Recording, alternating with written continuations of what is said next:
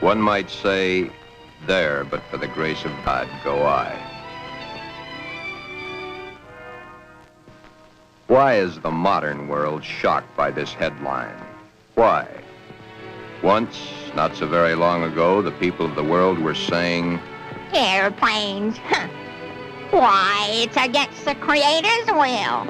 If the Creator wanted us to fly, he'd have given us wings. But we fly. Maybe some of you may still remember an even sillier remark. Automobiles? Bah.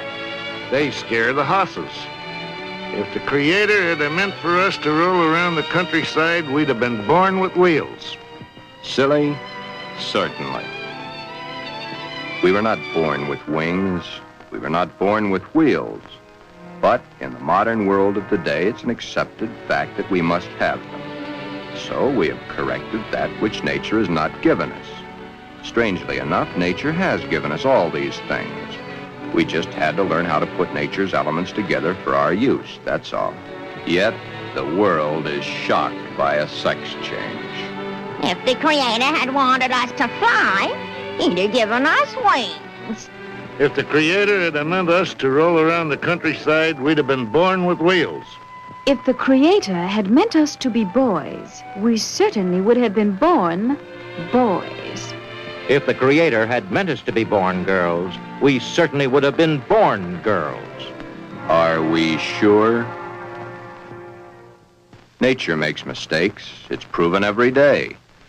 This person is a transvestite, a man who is more comfortable wearing girls' clothes. The term transvestite is the name given by medical science to those persons who wear the clothing of the opposite sex. Many a transvestite actually wishes to be the opposite sex. The title of this can only be labeled Behind Locked Doors. Give this man satin undies, a dress, a sweater, and a skirt, or even the lounging outfit he has on, and he's the happiest individual in the world. He can work better, think better, he can play better, and he can be more of a credit to his community and his government because he is happy. These things are his comfort. But why the wig and makeup? He dares to enter the street dressed in the clothes he so much desires to wear, but only if he really appears female. The long hair, the makeup, the clothing, the actual contours of a girl. Most transvestites do not want to change their life, their bodies. Many of them simply want to change the clothing they wear to that is worn by the opposite sex. Glen is engaged to be married to Barbara, a lovely, intelligent girl. Those fingernails have got to go. You know, I didn't realize they're as long as they are.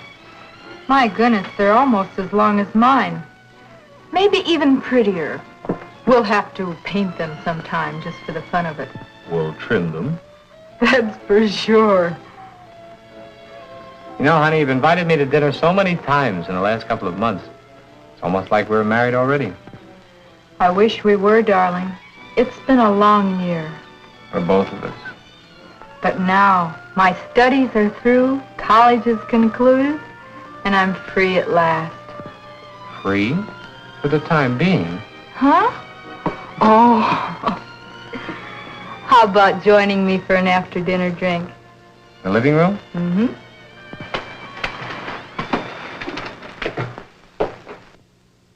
Modern man is a hard-working human. Throughout the day, his mind and his muscles are busy at building the modern world and its business administration. His clothing is rough, coarse, starched, according to the specifications of his accepted job. At home, what does modern man have to look forward to for his body comfort? The things provided for his home, a wool or flannel robe, his feet encased in the same thick, tight-fitting leather that his shoes are made of. These are the things provided for his home comfort. It doesn't look so comfortable, does it? And get the hat. Better still, get the receding hairline. Men's hats are so tight they cut off the blood flow to the head, thus cutting off the growth of hair. 7 out of 10 men wear a hat, so the advertisements say. 7 out of 10 men are bald. But what about the ladies? Yes, modern woman is a hard-working individual also, but When modern woman's day of work is done, that which is designed for her home comfort is comfort. Hats that give no obstruction to the blood flow. Hats that do not crush the hair. Interesting thought, isn't it? Just for comparison, let's go native, back to the animal instinct. There, in the lesser civilized part of the world, it's the male who adorns himself with the fancy objects, such as paints, frills, and masks. The true instinct, the animal instinct, bird and animal life. Is it not so that it's the male who is the fancy one? Could it be that the male was meant to attract the attention of the female? What's so wrong about that? Where is the animal instinct in modern civilization? Female has the fluff and the finery, as specified by those who design and sell. Little Miss Female, you should feel quite proud of the situation. You, of course, realize that it's predominantly men who design your clothes, your jewelry, your makeup, your hairstyling, your perfume. But life, even though its changes are slow, moves on. There's no law against wearing such apparel on the street, as long as it can be distinguished that man is man and woman is woman. But what is it that would happen were this individual to appear this way on the street? You're doing it now, laughing. Yet, it's not a situation to be laughed at. Thus, the strange case of Glen, who was Glenda, one and the same person, not half man, half woman, but nevertheless, man and woman in the same body, even though by all outward appearances, Glen is fully and completely a man.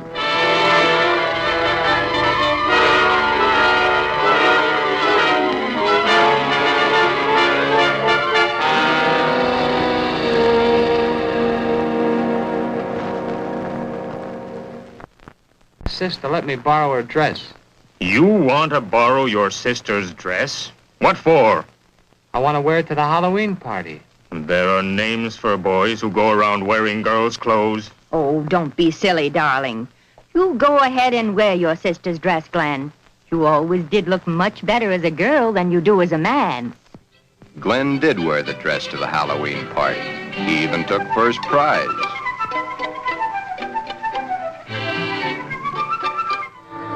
Then one day it wasn't Halloween any longer.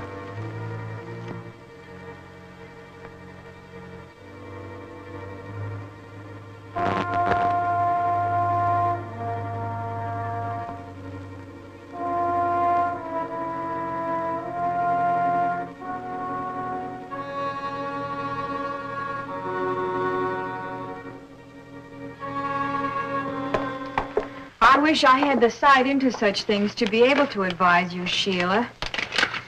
Maybe if you took the problem to a doctor. It's Glen that needs the doctor.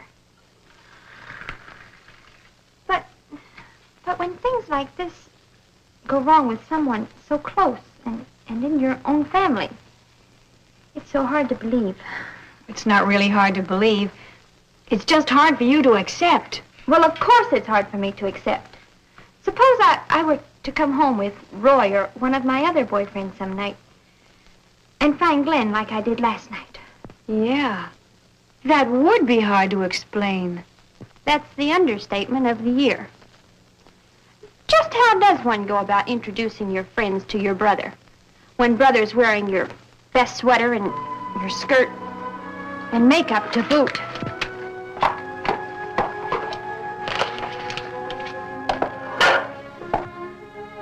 Glen is a transvestite, but he is not a homosexual. Transvestism is the term given by medical science to those persons who desperately wish to wear the clothing of the opposite sex, yet whose sex life in all instances remains quite normal. Would you be surprised a rough, tough individual was wearing pink satin undies under his rough exterior clothing? He is. Then there is your friend the milkman who knows how to find comfort at home.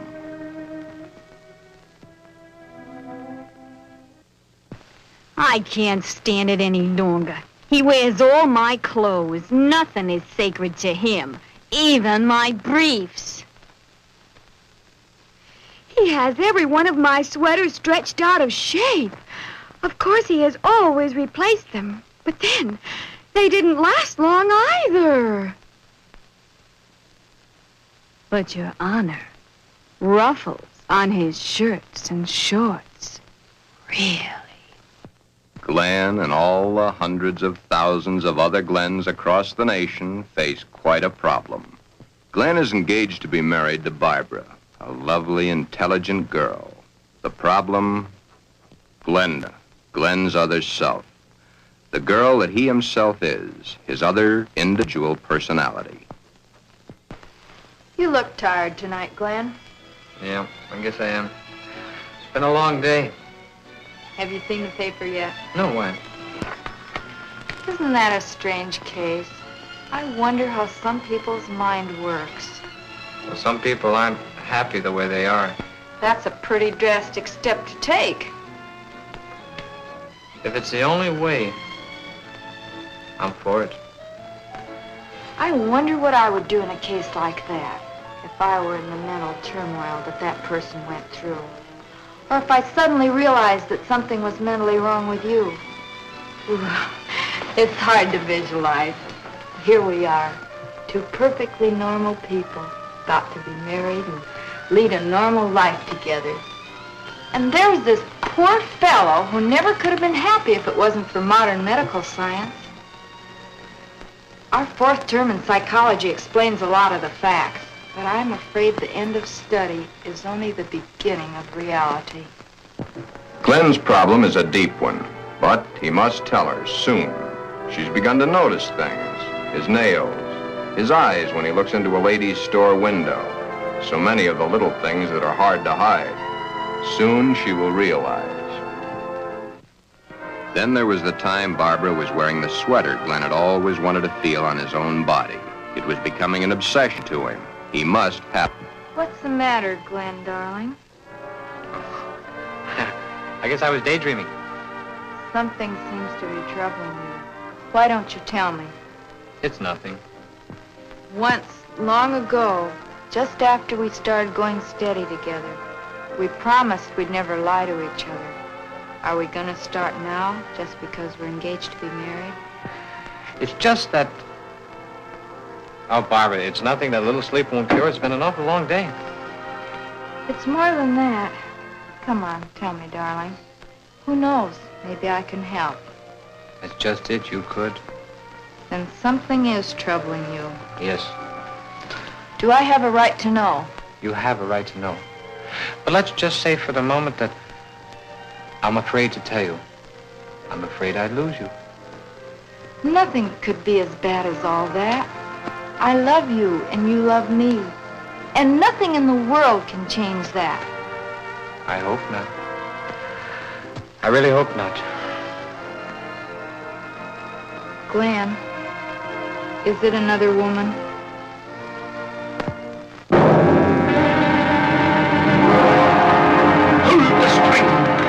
Pull the string! A mistake's made.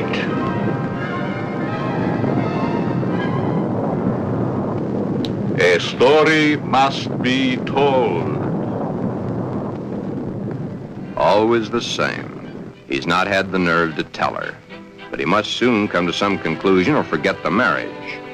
Should he tell Barbara of his Glenda now, before the wedding, or hit her between the eyes with it after, when it might be too late for either of them?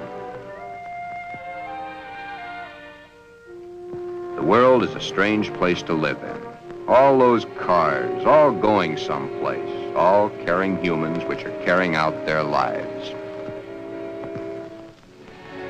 The world is shocked by a person who changed his sex. Glenda is shocked also, but by another reason. Someone like her had the nerve to do something factual about their situation. There are so many problems for Glen and all the other Glens. Perhaps the fear of discovery of the underthings they wear beneath their regular outer clothing, or that which they wear during their nightly visit to Morpheus, god of sleep. Thank you very much, and I'm sure she's going to enjoy it very much. If you want to return it, be sure that you bring the sales slip. Thank you.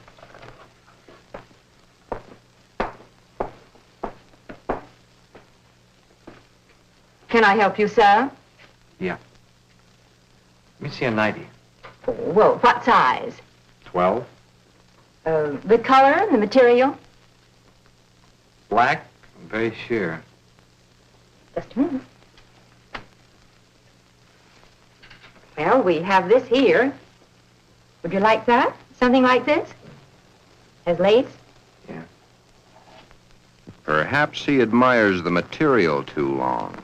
You can see how sheer the material really is. Yes. You see, it's all pure nylon and only $21.95. And of course, it will never snag.